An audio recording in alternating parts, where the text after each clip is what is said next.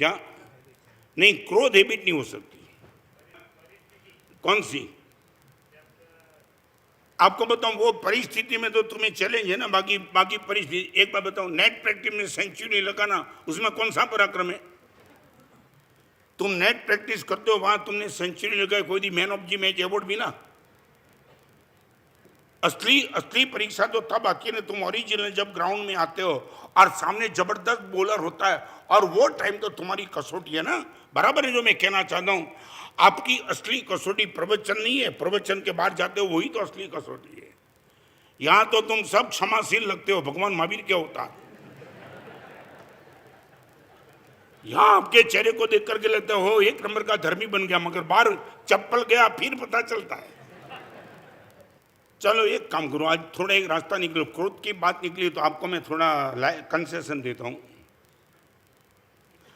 आप एक काम करो, 7 स्पॉट पर आप क्रोध नहीं करेंगे। 7 स्पॉट, स्पॉट माने जगह। आप इतना मुझे आज वादा दे दो गुरुदेव, 7 स्पॉट पर हम क्रोध नहीं करेंगे। नंबर 1, आप जब भी घर से बाहर निकलेंगे क्रोध करके बाहर नहीं निकलेंगे। कई लोगों की आदत होती है बम फोड़ के ही निकलते घर से, ये भी बड़ी साधना है। चाहे घर से बाहर निकलो कुछ भी हो, चाय बिगड़ी, खाकरा बिगड़ गया, रोटी बिगड़ी, चावल बिगड़ा, पेमेंट का फोन आ गया, कुछ भी हुआ, मगर घर से जब बाहर निकलते हो कंट्रोल करना, क्रोध करके नहीं निकलूंगा। आपको ये मामूली लगता है, मैं बताऊं, दिल्ली में एक पति और पत्नी घर में दो ही रहते थे, पति ने पत्नी के साथ झगड़ा करके निकल गया। कारण तो संसार में बनता ही रहेगा, कोई भी कारण था, मगर पति निकल गया क्रोध करके। और क्रोध में शब्द का तो विवेक रहता नहीं, हम कौन से शब्द प्रयोग करते वो तो पता नहीं चलता है। और इतना शब्द प्रयोग जो कुछ भी उससे गलत हुआ वो कर दिया, और वो जैसे ही बाहर निकला, पत्नी अकेली, बेटे कोई थे नहीं, बाजू में देरानी जेठानी सास कोई नहीं थी। संयुक्त तो कुटुंब क्या करता है इस टाइम पे पता चलता है, वो अकेली। पति निकल गया, घर का दरवाजा बंद किया और वो आगे चल गई सोचने में, पूरा घर चलाती हूँ, चौका चलाती हूँ, उनकी हर चीज को मैं संभाल के बैठती हूँ, थोड़ी सी गलती हो जाती है और मेरे पे गर्म हो जाते। अभी तो 35 साल की उम्र, न मालूम जिंदगी कितनी ठूनी है, और इनके साथ मेरा कैसे चलेगा। हर जगह क्रोध, हर जगह एक्साइटमेंट, हर जगह यही बात, इससे तो बेटर है मैं जीवन समाप्त कर दूं। आप विश्वास नहीं कर पाएंगे, वो बहन ने, इतनी शालीन बहन होने के बावजूद भी, ये जाते वक्त क्रोध करके निकलने का रिएक्शन वो आया, पंखे पे रस्सी लगा के सुसाइड कर दिया।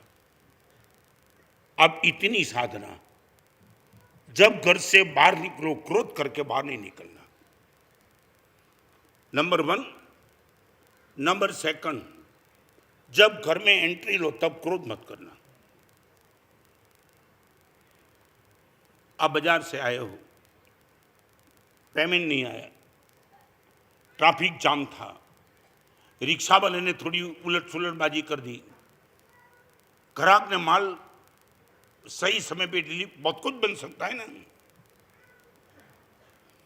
और ये बहनों को मैं कहना चाहता हूं, मान लिया कि आपने आपके पति को कोई बात बताई थी कि आप जब बाहर से आओ तो लेके आना, चाहे वो साड़ी हो, चाहे वो राखेल हो, चाहे वो चीनी हो, कुछ भी हो, ओके, परिवार के लिए तुम्हारी डिमांड थी।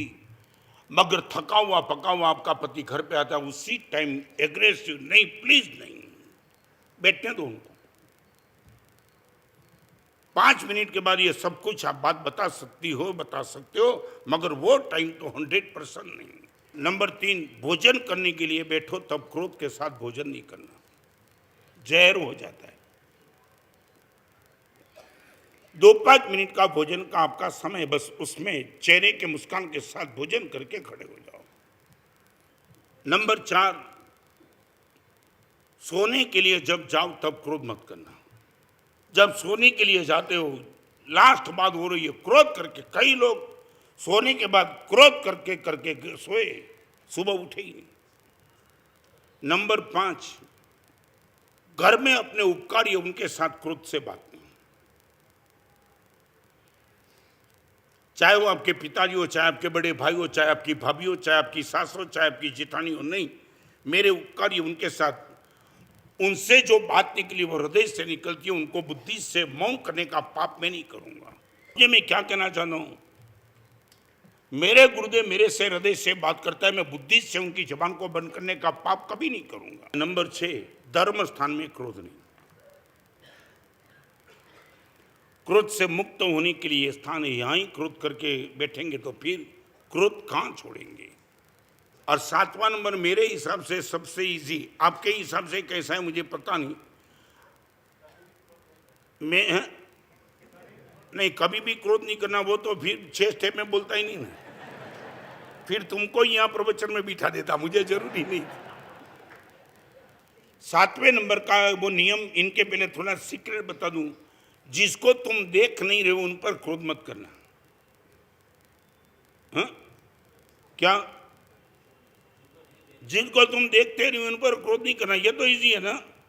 माने 7वां नंबर ये है कि मोबाइल पे क्रोध नहीं करना, समझे न? आप जिनको देख नहीं रहे उन पर क्रोध करने के क्या क्या करना क्या है, आप देखते तो नहीं, वो दिखाई भी नहीं पड़ता है, फिर क्या उनसे क्रोध से बात करते हो। सच बोलो, 7वां नंबर इजी है कि टफ है? क्या?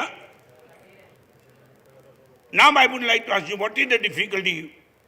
Why tough? आप मुझे बताओ। आप जिनसे क्रोध से बात करते हो, मे भी पॉसिबल हो स्पीकर फोन ऑन करके खुद के मित्र को बोलता है, देख इनको गर्म क्या करता हूं देखता है, और खुद आइसक्रीम खा रहे हो, तुम यहां गर्म हो रहे। ये बिजनेस क्यों करते हो यार? मैंने बंबई में एक जगह प्रवचन में बोला था, सबसे इजी लड़का कमाल का था, उसने बोला माना साहब संसार में मेरे साथ आ जाओ फिर पता चलेगा। अरे बड़े प्यार से मैं कहना चाहता हूं, हम अपने आप को दुर्योधन से बाहर निकालना चाहते हैं। फिर से मैं कहूं, मैंने पहले भी प्रवचन में कहा था, आज भी कहना चाहता हूं, मेरा काम सिर्फ साइन बोर्ड का है।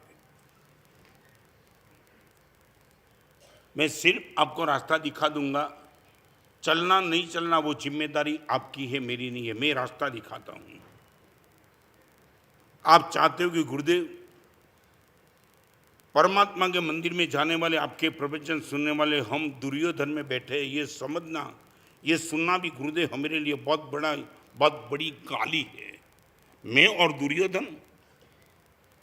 और यदि आप हर क्षेत्र में दुर्योधन में से निकलना चाहते हो, आज थोड़ी जल्दबाजी होगी, मगर मैं सिर्फ आपसे आज इतना चाहता हूं, ओनली फॉर 7 days,